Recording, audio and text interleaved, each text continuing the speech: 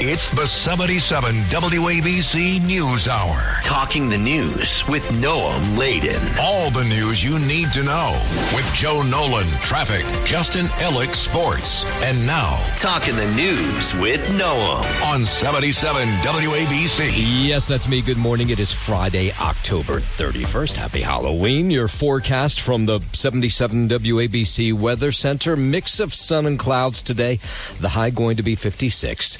Saturday, partly cloudy, high 58. And then Sunday, sunshine, high 59. If you are walking out the door with us right now, it is 52 and clear in Pearl River up in Rockland County. 51 and clear in Eatontown over in New Jersey.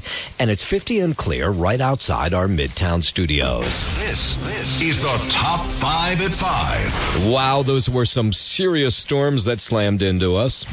Every poll shows Zohran Mamdani will win big on Tuesday. School bus drivers may be rethinking a strike. A weird story of a cat killer in the Bronx. It's Halloween. Boo! All right, let's get into it at 5 o'clock. That was some serious storms that blew in yesterday afternoon. Where were you when the deluge came down? It was not expected. Did you hear anybody forecast that there was just going to be buckets of rain? But that's what it was. It was buckets of rain in a way we have not seen in a long time. There was flooding where there's normally flooding, but then there was flooding in places that do not normally flood.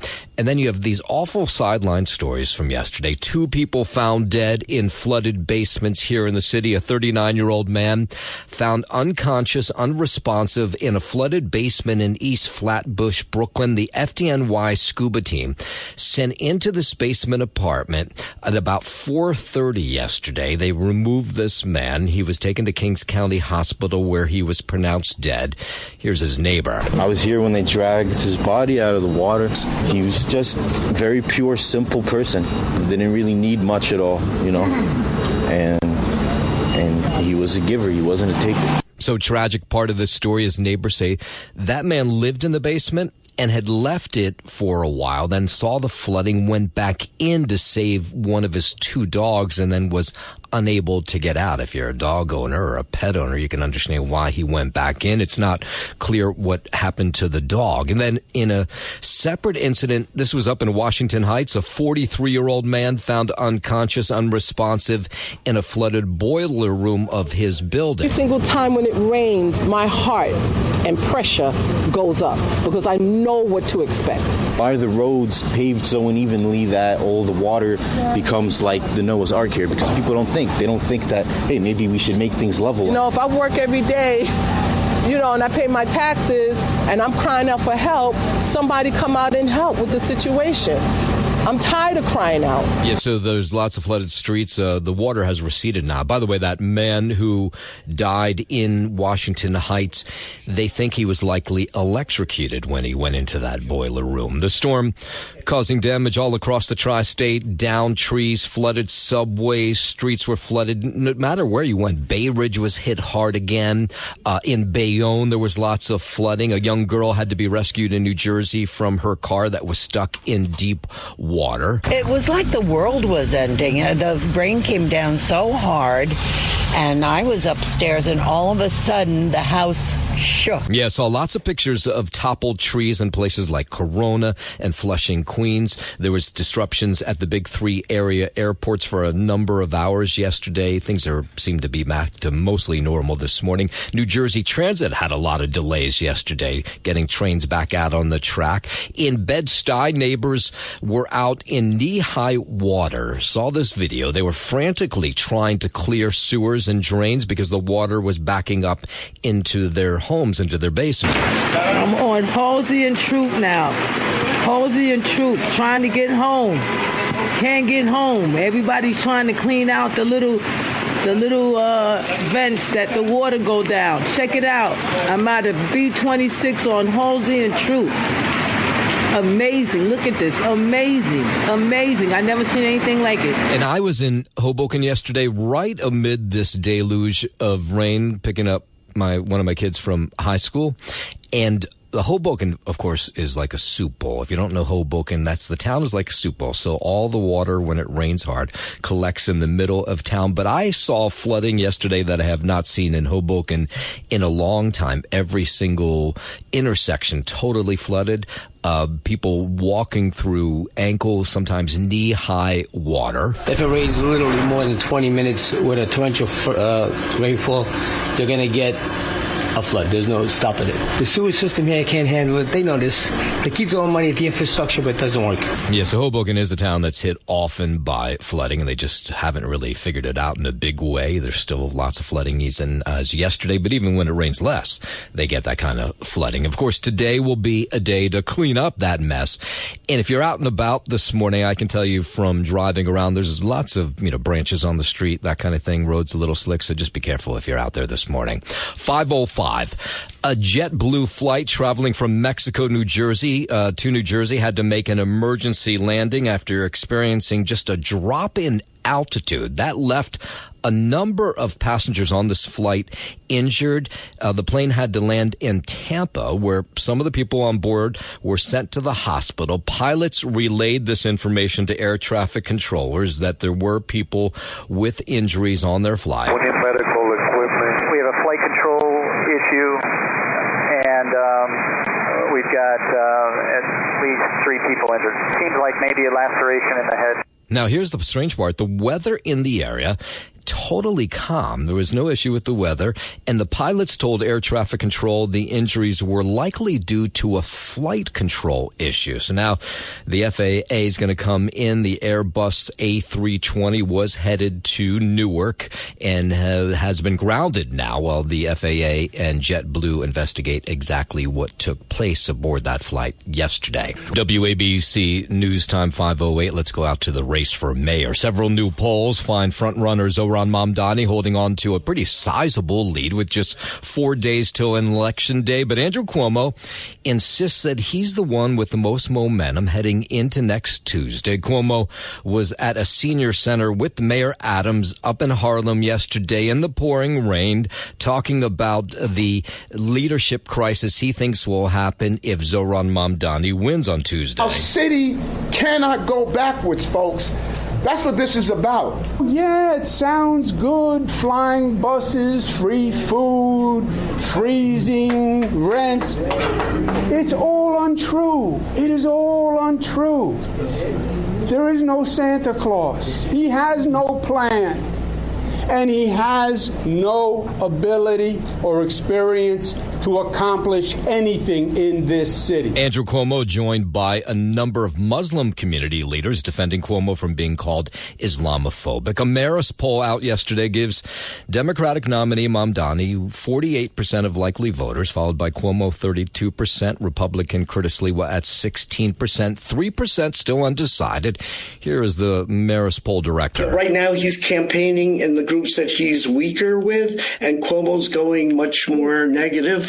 And I think that tells you who thinks they're doing well and who thinks they're doing not. Yeah, it's not much different than that Quinnipiac poll. And then you had the Emerson College poll that has Mamdani at 50%. Cuomo at 26% and Curtis Sliwa at 21%. Curtis Sliwa went up like 11 points in that poll, so he'll make the argument that he's the one that is surging right now. Yesterday, Mamdani touring a senior center as well, talking about his signature issue of affordability. What I've actually found time and again is that cost of living is affecting every single New Yorker, no matter their age. And then reporters, for whatever reason, continue to ask Curtis Sliwa if he's going to drop out of the race. I mean, he's made it clear he's not going to. If there was this tsunami of people yelling at me, drop out, it just ain't happening. It ain't happening. Yeah, at this point, it's kind of a silly question. Just 4 days to go till Election Day. By the way, 400,000 New Yorkers have taken part in early voting. That's with all the rain yesterday. 400,000 tells you how important this race is to so many. Meanwhile, former Mayor Mike Bloomberg pledging $1.5 million to the Fix the City Super PAC that supports Cuomo. That's in addition to the $8 million he gave back in June. Substantial money, the likes of what not all the other candidates have the chance to get their hands on Mayor Bloomberg's money. Meanwhile, the Times of London says it got tricked this week by someone pretending to be former Mayor Bill de Blasio, commenting on the race for mayor. The Times of London was forced to remove an article it published in which someone purporting to be de Blasio criticized Mamdani's agenda based off the financial numbers. In the article, the fake de Blasio said the math's not mathing in terms of what it will cost New York to carry out things like free buses and city-owned grocery stores. But then de Blasio said, wait a second, that wasn't me. That was all totally fabricated. The Times of London said a reporter had been tricked by a de Blasio impersonator. They removed the article 2 hours after it went up. And de Blasio, a fellow Democrat who has publicly praised Mamdani, told the New York Times he was astounded by the error. James Flippin for 77 WABC News. All right, now here's the real question. Are you sick of this already? You done with the election? Many New Yorkers wish the election were happening today. The candidates in New York City's mayoral campaign are making their last-ditch appeals as early voting continues, but is it just too much? I'm getting text messages, I get email, and I shall delete it, don't pick up. Too much. Emails asking for donations, asking for my preferential candidate. They just overwhelm my text messages, They come knocking your door. A new Emerson College poll shows Democratic Socialist Zohran Mamdani getting 50% of the vote, former Governor Andrew Cuomo with 25%, and Republican Curtis Sliwa with 21%. Lisa Ritchie, 77 WABC News. WABC News Time 513. There will be no school bus strike here in the city. Late Thursday, about half the companies contracted to run school bus routes in the city agreed to some emergency extensions, averting a strike. The other half had already agreed to extensions. Companies had threatened to lay off workers serving thousands of students as of Monday. It's the school side holding up a full deal, specifically a schools panel that voted down a 5-year deal this week, citing poor service, including late pickups and broken air conditioning. Andrew Whitman, NBC News Radio, New York. Let's go down to Washington, where the government shutdown continues. It's been a month now. Republican Senator John Cornyn accusing Democrats of treating those losing food stamps, which will happen over the weekend, as political playthings. Our Senate Democrat colleagues are literally taking food out of the mouths of hungry children because of their stubbornness. He called the shutdown pointless, profoundly dumb. They have to tell their children, well, Santa isn't coming this year because your mom and dad haven't gotten paid. There were no votes in the Senate yesterday. Not clear when there'll be another vote. Democrats are trying to turn the tables and say it's Trump's fault.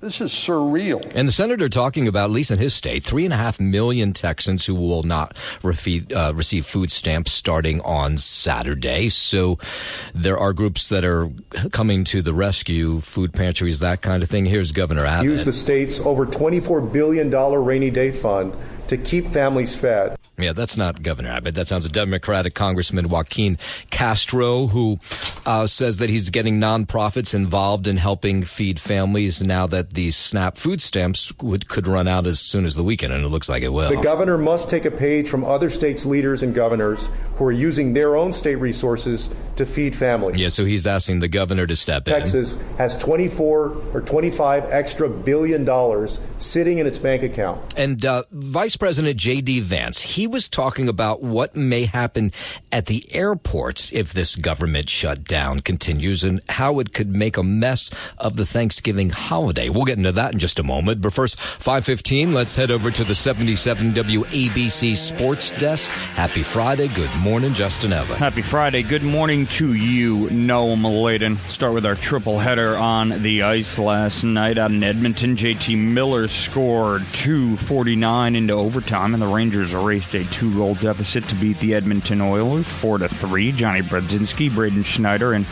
Taylor Radish also scored for New York, who improved to 5-1-1 on the road this season. Igor Shesterkin made 33 saves. Up next for the Rangers, they complete a 4-game trip in Seattle against the Kraken tomorrow. In Carolina, the Islanders got beat handedly by the Hurricanes. The final score 6-2. Matthew Schaefer and Simon Holmstrom scored for the Owls in their third straight loss after winning 4 in a row. David Rittich had 27 saves. The Islanders were without star center Matt Barzal, announced by Coach Patrick Waugh earlier in the day as a healthy scratch as discipline. for being late to the rink. See if that didn't really pan out there for the Islanders. Up next, what was he doing? I don't know. Oh. He was just late to the rink. Did he oversleep or something? No, that's the extent to which I know of the story. No, okay. I'm not exactly sure.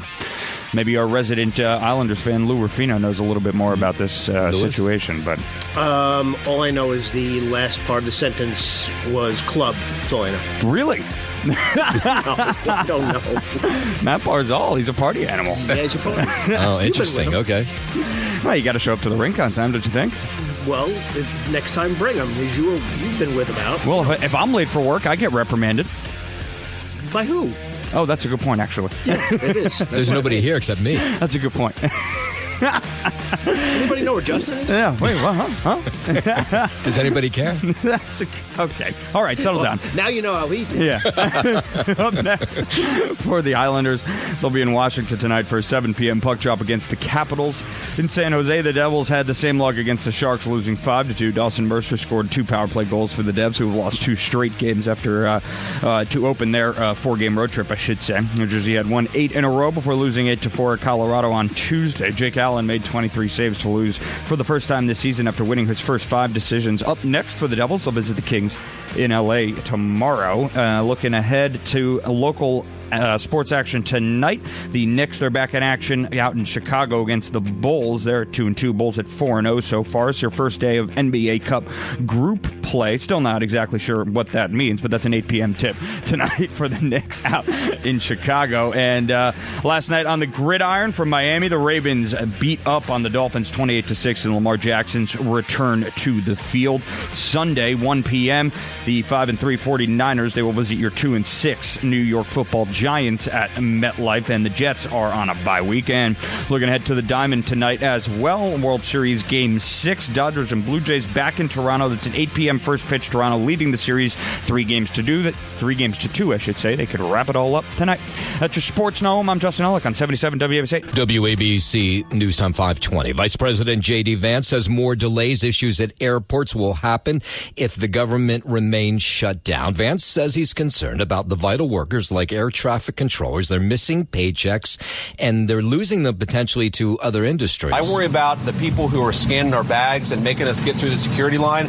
I worry they're not getting paychecks. They're starting to get worried about how to feed their families and how to pay school tuition and everything else. So the vice president calling on Democrats to come to the table to end the shutdown. He says they're willing to negotiate with those Democrats. His comments come just as the FAA issued ground delays at Reagan National Airport in D.C. due to staffing shortages. The same things happened at other airports across country. This is something that every single American, Democrat or Republican or Independent, should be able to agree on.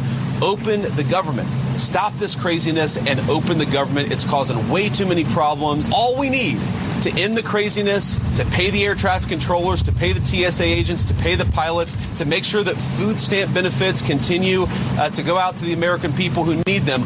All we need is 5 reasonable Democrats. No sign that's going to happen. Here's Transportation Secretary Sean Duffy. He's also worried about the airports. You've seen minimal disruption because of good weather and slower travel. But as we go into November, travel picks up as people start to look at going to see their families. Kids come home from college. 521. Homeland Security Secretary Kristi Noem rejecting Illinois Governor J.B. Pritzker's request to suspend federal immigration enforcement operations in the Chicago area over this Halloween weekend. Noem says they aren't going to pause any work that will help keep communities safe. The fact that Governor Pritzker is asking for that is shameful, and I think unfortunate that he doesn't recognize how important the work is that we do to make sure we're bringing criminals to justice. Pritzker made the plea in a letter to Noem saying that Illinois families deserve to spend Halloween weekend without fear. 522. Let's go down to Jamaica. Relief flights arriving in Kingston, Montego Bay, St. Mary. American Airlines sent 2 737s from Miami to Kingston yesterday, carrying team members, relief supplies, and then also bringing back some customers who were, vacationing in Jamaica and now need to get off the island. Consul General of Jamaica, Oliver Mayer, says some items were pre-positioned, so they're getting to people who need them right away. We're going to need help, cash donations to be able to buy building materials, building supplies, to repair the roofs, or to rebuild back total homes if necessary. The group Food for the Poor, they had 250 disaster kits on the ground in 12 of the 14 parishes yesterday. We pre-positioned 250 disaster kits in 12 of the 14 parishes. Financial contribution is the best way you can help. A lot of the items that we need are positioned already in Jamaica. Lots of people racing to help. One of the groups is called Sandals Foundation. Here's their executive director, Heidi Clark. How do we help people with first relief? And then how do we help to rebuild as quickly as possible? And I must tell you, I'm so grateful that so many people love Jamaica and they're reaching out. So I think that together with our partners, we are going to recover. There's a fair part of Jamaica that's still inaccessible at this time. Crews going to have to work carefully to avoid downed power lines. Melissa left dozens dead, widespread destruction across Cuba, Jamaica, and Haiti. We also have sea access coming from Kingston and Montego Bay. So we have helicopters up. We have an incredible Jamaica Defense Force who are accustomed to doing relief efforts in other islands. And it's wild to see how the tourists who are stuck in Jamaica handle the situation in the aftermath of Melissa. Shocking to me, anyway, is to see these people on TikTok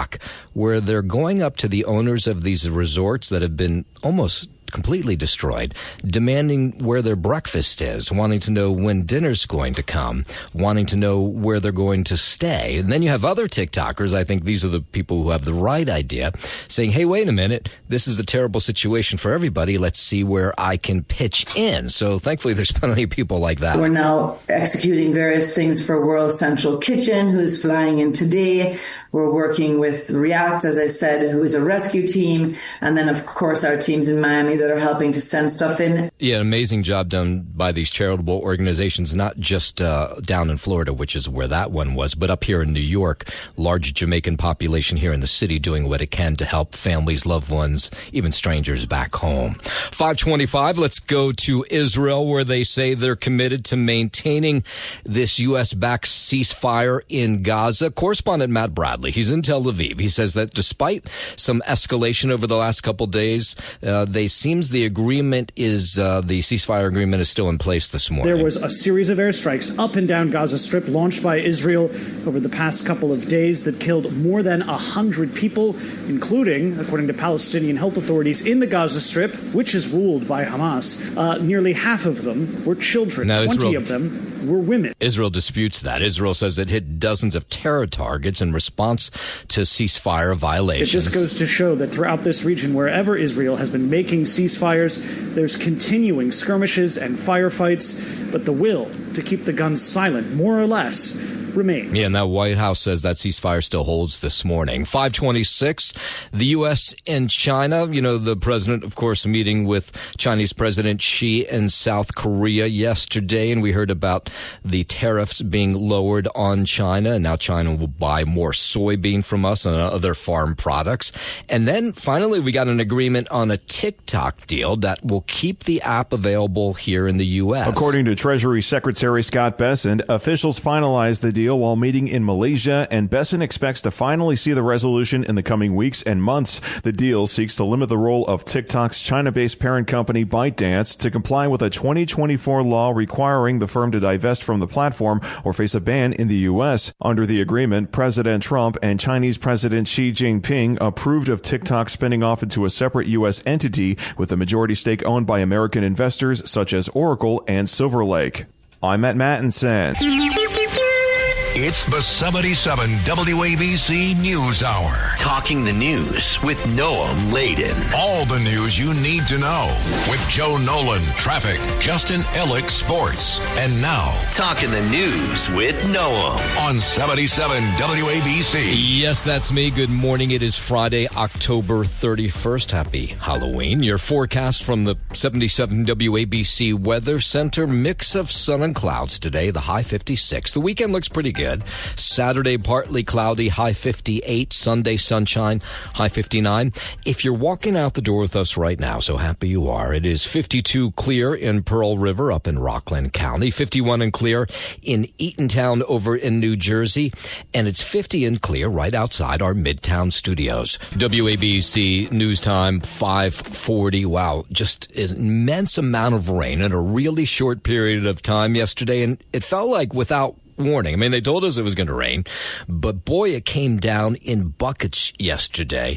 And the tragic part is 2 people died in this flooding. So one of them was up in a flooded basement in East Flatbush, Brooklyn. This individual lived in the basement, in a basement apartment. They haven't told us who he is yet, but he went back into the basement as the water was just gushing in to save one of his 2 dogs, and unfortunately, he did not make it back out. I get his body out of the water. He was just a very pure, simple person. He didn't really need much at all, and he was a giver. He wasn't a taker. Yeah, just heartbreaking. Don't know if the dog survived. In a separate incident in Washington Heights, another person died. A 43-year-old they think was electrocuted when he went into his building's boiler room yesterday. Every single time when it rains, my heart and pressure goes up because I know what to expect. By the roads paved so unevenly that all the water becomes like the Noah's Ark here, because people don't think. They don't think that, hey, maybe we should make things level. If I work every day, and I pay my taxes and I'm crying out for help, somebody come out and help with the situation. I'm tired of crying out. Yeah, so we saw flooding in places where it normally floods, but we saw a lot of flooding in places where it does not. That's how much rain fell. About 2 inches fell in a really short period of time. Hoboken, where it does flood pretty often, it was bad yesterday. If it rains literally more than 20 minutes with a torrential rainfall, you're going to get a flood. There's no stopping it. The sewage system here can't handle it. They know this. They keep throwing money at the infrastructure, but it doesn't work. Now, as you heard from Joe, some of those streets still flooded this morning. Other places, the water has receded, but it has left a mess behind. So just be careful as you're out there. And no doubt today will be a day to clean up what is left behind. 5:42 out to the campaign for mayor. Zohran Mamdani maintains big lead over Andrew Cuomo and Curtis Sliwa in 2 new polls that came out yesterday. One of them was a Marist University survey, the other one an Emerson College poll. In both of them, Mamdani holds a double-digit lead, signaling momentum for the nominee ahead of Election Day. The Marist poll shows Mamdani 48%, 32% for Cuomo, 16% for Curtis Sliwa. The Emerson survey has Mamdani at 50%, Cuomo at 25%, and Sliwa very close behind at 21%. In fact, Curtis Sliwa saw a huge surge in support in that Emerson survey. And let me point out, the Emerson survey was the one that got it right in the primary back in June. They were the only ones to show Mamdani winning the primary. So awfully interesting. And then they had these hypothetical matchups. One of them, Mamdani leading Cuomo, 51 to 44%. Mamdani leading Sliwa, 59 to 33%. 2% in both of those polls are undecided. Now, here was Mamdani. He was out on the campaign trail yesterday. He was asked about these polls, and he says he doesn't make much of them. Polls give us a snapshot in time. It's great when there's a good one. It's, we look past it when there's a bad one. Get out there and actually make the case to New Yorkers. Curtis Sliwa, Andrew Cuomo talking about the polls as well yesterday. I don't believe any of the polls. I think the polls have no idea what they're talking about because they have never seen this kind of turnout. Andrew Cuomo, Mayor Adams appearing together yesterday at a senior center in the Bronx. The mayor cannot freeze the rent. Right. He can't. It's not real. There's no legal way to do it. And there continues to be talk about Zohran Mamdani's plan for free buses in New York City. So yesterday we told you about how the MTA chair, Janno Lieber, said this, he didn't want to weigh in politically, but he essentially said logistically it could not be done. It would be too expensive. You couldn't make buses free. Here's what it sounded like when he spoke to New York One. A lot more people are riding the bus. Are we going to need more buses? Are we going to need more bus drivers? Will we need extra depots? What will be the impact on subway fare revenue if everyone moves to or some people move to the bus. Right. Those need to be studied. All right, so Zohran Mamdani responded yesterday. He says, no, I'm going to make buses free. Take things that are said with a grain of salt. When we were pushing for free buses in Albany, these were a lot of the same concerns that were raised at the time, and we won the first free buses in New York City history. We made one bus route free in every single borough, and we showed that when you build a political coalition that is so broad, that makes a message so urgent, everything else is something that you can actually legitimize. But what about the fact that he said that it may be more expensive and you may be losing more fare revenue? I've heard a lot of maybes and maybes. Yeah, so he doesn't buy too much into Jan Lieber's argument. In a moment, we'll check in with the woman who might become, well, some would say likely will become the First Lady of New York City. We don't know a whole lot about her. We'll find out in a moment. But first, 5:45, let's head over to the 77 WABC Sports Desk. And here's Justin Ellick. Thank you, Noam Laden. Start on the ice out in Edmonton. JT Miller scored just under 3 minutes into overtime, and the Rangers raced a 2-goal deficit to beat the Oilers 4-3.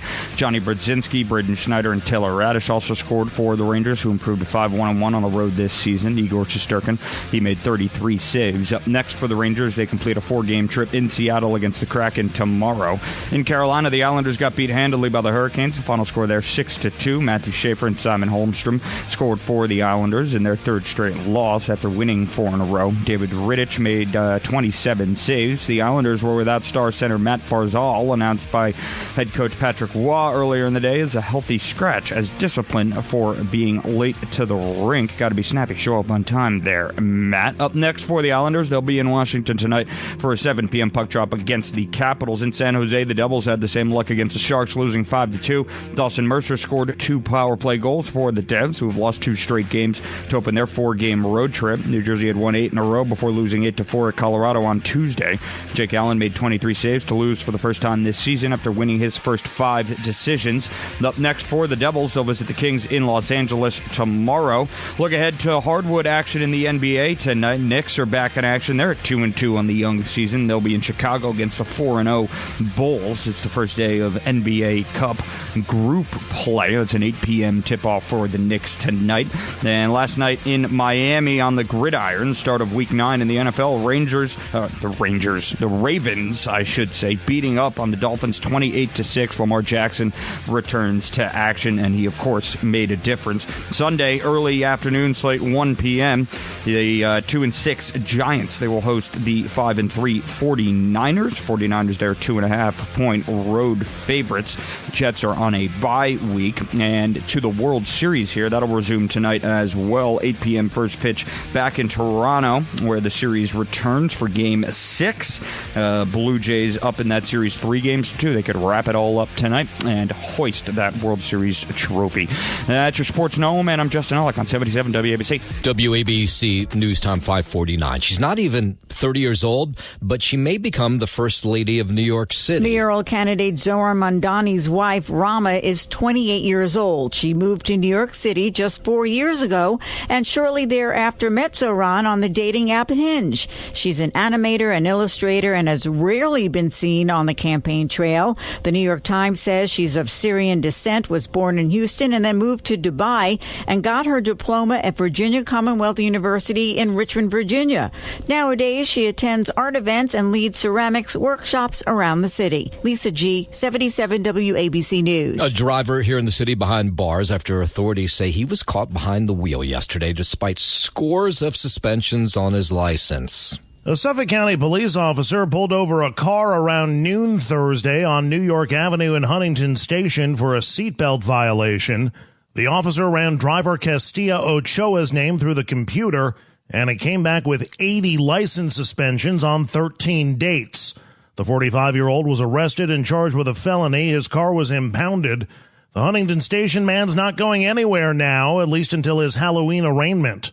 Andrew Whitman, NBC News Radio, New York. From Long Island, let's go over to the Bronx, where a man there facing animal cruelty charges after police say he brutally killed a cat in what was described as an online sacrifice. Investigators say 26-year-old David Mosley went on social media, posted these disturbing videos and comments about a cat attack. In fact, he even brags about it. The footage quickly spread online, sparking outrage, people trying to figure out if it was real. Then some animal rescue groups got involved, and they got the police involved. They tracked this guy down up in the Fordham North apartment buildings, and sure enough, police say he allegedly did kill a cat. So thank God for this rescue group. Today is a victory for the cat that was killed, for all the innocent animals that are tortured in this way, for all the activists that care. And I think it shows that the power of good can overcome the pain created by evil here. And that's exactly what was on display over the last week. This Mosley individual allegedly caused about $5,000 in property damage in his apartment, scribbling on the walls. Animal advocates say this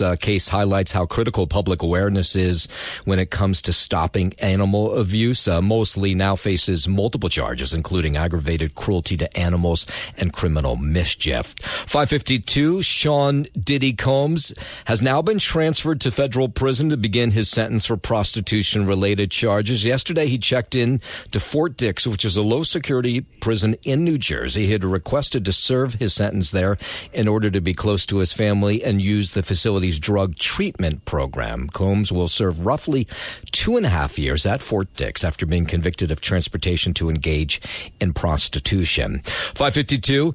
Mayor Adams condemning an anti-Semitic art exhibit that popped up on taxpayer-funded Governor's Island. It appeared over the weekend, was the work of an independent artist given the use of a studio as a visiting season wound down there. It included paintings that praised the terrorist organization Hamas, equating Zionism with Nazism and fascism, and saying that Israel's very existence is beyond the pale. Now, it's not clear how long this exhibit had been up. It was removed hours after a Jewish visitor spotted it, complained to Governor Island staffers. Adams says he has zero tolerance for anti-Semitism, which he says is a growing problem, not just here in the city, but across the country. Anti-Semitism has sadly become the in thing. This incident disturbs me, and it should disturb anyone with a conscience. Yeah, now they're trying to figure out who is exactly behind this exhibit and how it got green-lighted. What is that blue line on some New York City streets this morning? Traces of the TCS New York City Marathon are popping up ahead of race day this Sunday. New York Roadrunners CEO Rob Simmelcare gathered officials to paint the blue line that runs along the 26.2-mile course through all 5 boroughs. Where else can you stand shoulder to shoulder with 2 million strangers cheering on total strangers from all over the world? So it's such a special day here in New York. More than 55,000 runners are expected to follow that iconic blue line on Sunday. Lisa Ritchie, 77 WABC News. Have you noticed that America is getting a lot skinnier? And it's likely these weight loss drugs that may be a contributing factor. Maybe you've seen your friends on Instagram, Facebook showing off their new bodies. A self-reported Gallup poll shows for the first time in more than 15 years, obesity rates in the U.S. have fallen from almost 40% in 2022 to 37% today. That's an estimated 7.6 million fewer obese adults. The same poll reports 15% of women and just under 10% of men are on GLP-1 drugs like Ozempic, more than double the number who said they used them last year. Yeah. I'm Jim Roop. It's really incredible. It's amazing and it's a good thing. Look, it's only making people more healthy. A sleep expert weighing in on how to get better sleep, and he says this weekend may be a good time to change things up with the time change happening. Here's a sleep specialist. See, I need some myself. Dr. Nancy Foldvari with the Cleveland Clinic. She says it's important for our health to get enough rest, though none of us seem to do so. When we're getting consistently under 7 hours, every night, we put our bodies and brains at risk for a host of adverse medical consequences down the road. So we want to make sure we're not setting ourselves up to be chronically sleep deprived. Yeah, and she says, it's all about having a consistent routine, like going to bed same time every night, and then avoiding the screen. I'm victim of that. You wake up in the middle of the night and you pick up your phone. It's always a bad thing to do. And Halloween might be fun to dress up and collect candy, but the holiday can be deadly. There are going to be more cops on the streets this Halloween because officials say Halloween is the deadliest day of the year for pedestrians under the age of 18. This time last year, police issued 46,000 citations, 9,000 tickets for speeding, and arrested 1,200 people for impaired driving. This week, police are hoping to crack down on impaired and reckless driving for Halloween. And if you drive, you can expect multiple sobriety checkpoints and additional DWI patrols. Lisa G, 77 WABC News. I'm going to, say the obvious, but kids are darting out in between cars because they're so excited to collect candy. You got to be really careful as you drive around, especially like from 3 o'clock on, because that's when the trick-or-treating begins. Thanks for listening to the News Hour with Noam Laden. You can hear the News Hour with Noam Laden weekday mornings at 5 on 77 WABC. If you like the podcast, share it with your friends and listen anytime at WABCRadio.com and download the WABC Radio app. Hit that subscribe button on all major podcast platforms. Plus, follow WABC on social on Instagram, TikTok, Facebook, and X. See you next time for a new episode so you never have to wonder. What the heck is going on here?